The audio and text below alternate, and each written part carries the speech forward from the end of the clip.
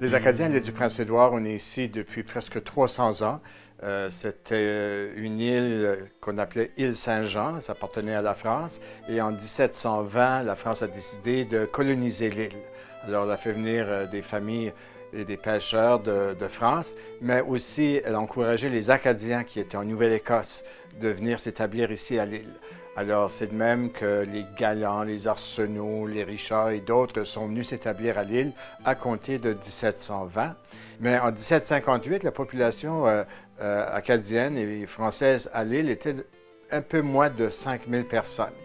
Ça fait que les Britanniques sont arrivés avec l'ordre de déporter en France toute la population.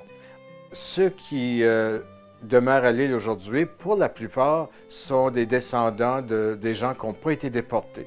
Quelques familles peut-être qui sont restées à l'île, d'autres qui avaient été se réfugier à la rivière Restigouche et ensuite autour de la baie des Chaleurs, et surtout un camp de réfugiés qui se trouvait à Restigouche. Et pas longtemps après, seulement quelques années après, ils commencent à revenir à l'île. Mais le problème, c'est qu'avec la prise de l'île par les Britanniques, les terres ont été divisées. L'île a été divisée en 67 cantons et puis donnée à des grands propriétaires britanniques. Alors, les Acadiens qui se trouvaient ici se sont trouvés sur des terres qui ne pouvaient pas appartenir et devaient devenir des locataires. C'est pour ça qu'aujourd'hui, à l'île, les Acadiens sont un peu éparpillés dans différents coins de l'île. Mais quand même, il y a des efforts qui sont faits pour maintenir la vie française à l'île. Et même qu'en 1892, le département d'éducation, comme on l'appelait à l'époque, accepte qu'il y ait un inspecteur des écoles pour les Acadiens, un francophone. Ça, c'est une première aux provinces maritimes.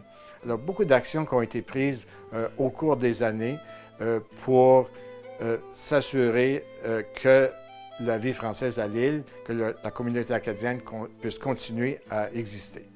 Aujourd'hui, à l'île du Prince-Édouard, on valorise beaucoup le français à plusieurs points de vue éducation, culturel, au niveau touristique également. Donc, les gens quand même sont fiers de leur identité francophone et acadienne, de parler français, et puis les occasions se multiplient, ce qui n'était pas le cas plusieurs années passées. Alors aujourd'hui, on peut quand même avoir des services au niveau du gouvernement en français. On a un journal de langue française, on a la radio, la télévision.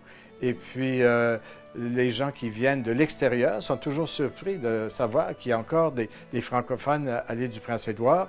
Et lorsqu'on leur dit que ça fait 300 ans que nous sommes ici, ils sont doublement impressionnés de savoir qu'une petite communauté a pu survivre aussi longtemps et surtout d'être aussi fiers de son identité française.